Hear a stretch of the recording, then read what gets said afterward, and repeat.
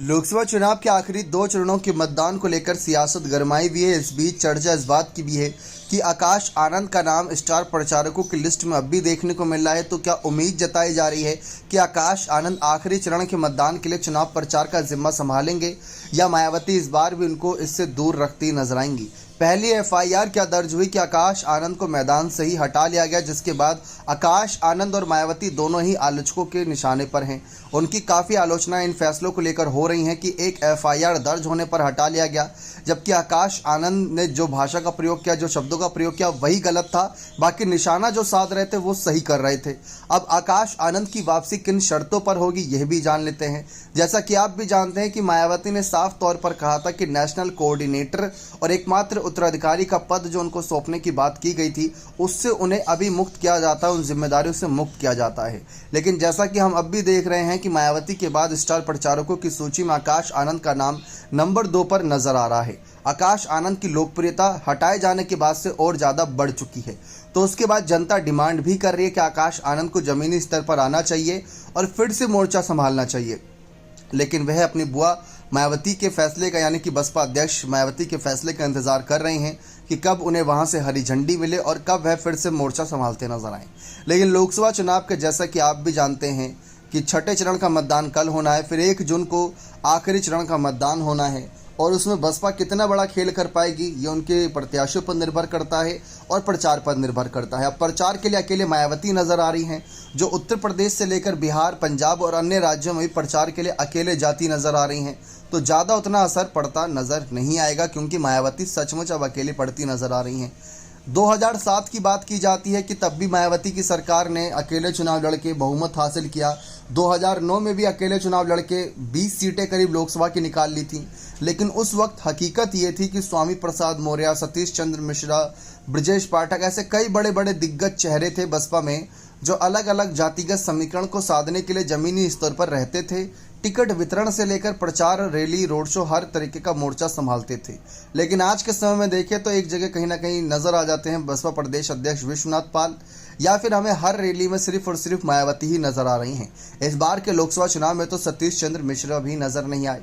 अब यही बात साफ है कि आकाश आनंद की इसी शर्त पर वापसी हो सकती है कि जिन शब्दों का वह प्रयोग कर रहे थे या तो वह प्रयोग करना बंद कर दें। जैसे मायावती ही अपनी जनसभाओं में पेपर लेकर पहुंचती हैं, वह पढ़ देती हैं, जो मुद्दे होते हैं वह पॉइंट टू पॉइंट जनता को समझा देती हैं। या तो आकाश आनंद उतना ही बोलें, फिर उसके बाद या तो हम देख सकते हैं कि आकाश आनंद को जो अपरिपक्व बताया गया उसमें परिपक्वता आने का इंतज़ार करें। अब वो कैसे आएगी? गलतियों से सुधार के ही आएगी। गलती की थी, मौका देना चाहिए था, सुधार हो पाता, तो वह कहीं ना कहीं चर्चा रहेगी इस बात की। जी हाँ, जैसा कि आप भी जानते हैं कि मायावती इन सब बातों को लेकर बहुत स्ट्रिक्ट रहती हैं। जैसे कि अगर आप मीडिया में देखें तो बसपा के प्रवक्ता बहुत कम नज़र आते हैं, मीडिया प्रवक्ता जो ज़्यादा इंटरव्यू दें। मीडिया में आने से बचती है मायावती, एक दूसरे पर कीचड़ उछालने से बचती है मायावती। तो उन सब बातों का ध्यान आकाश आनंद को रखना होगा। ये छोटी छोटी बातें ही बसपा के नेतृत्व को अलग रखती हैं, मायावती को अलग रखती हैं। लेकिन इससे अगर अब तक नुकसान हो रहा था, इन बदलाव की जरूरत थी, तो आकाश आनंद वो बदलाव लेकर आए। आकाश आनंद सोशल मीडिया पर बीएसपी को एक्टिव किए। आकाश आनंद इंटरव्यू देकर बसपा के एजेंडे को बता रहे थे कि बसपा आखिर किन विचारधाराओं के साथ फिर से सत्ता में आने की सोच रही है। तो आकाश की भी कोई गलती नहीं थी, लेकिन आकाश आनंद और मायावती की विचारधारा में दो धुरी है, उसको खत्म करना होगा। विश्लेषकों का तो यह भी कहना था कि आकाश आनंद गलत नहीं थे अपनी जगह, आकाश आनंद अपनी जगह सही थे। लेकिन मायावती के इर्द गिर्द जो नेता रहते हैं वे काफ़ी पुरानी सोच के नेता हैं, काफ़ी कुछ उनमें बदलाव की इतनी आवश्यकता वह नहीं देखते कि बसपा में बदलाव होना चाहिए। अगर होगा तो नुकसान हो सकता है, पुराने कोर वोटर्स छूट सकते हैं, तो उसके एक डर की वजह से बदलाव नहीं होने दिया जा रहा है। जैसा कि आप भी जानते हैं, राजस्थान चुनाव प्रचार के वक्त भी आकाश आनंद पहुंचे थे राजस्थान, लेकिन अचानक वहां से आ गए थे। तो यही बात थी कि आकाश आनंद की वहां के पुराने पदाधिकारी नेताओं के साथ उतनी नहीं बन रही थी, ऐसा विश्लेषकों का कहना था।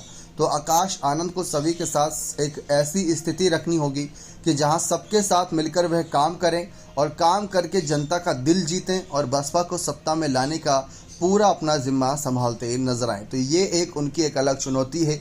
आकाश आनंद की जिस तरीके से आकाश आनंद माहौल बनाए हुए थे, उससे बात साफ थी कि वो बसपा की वापसी की ओर ही देख रहे हैं।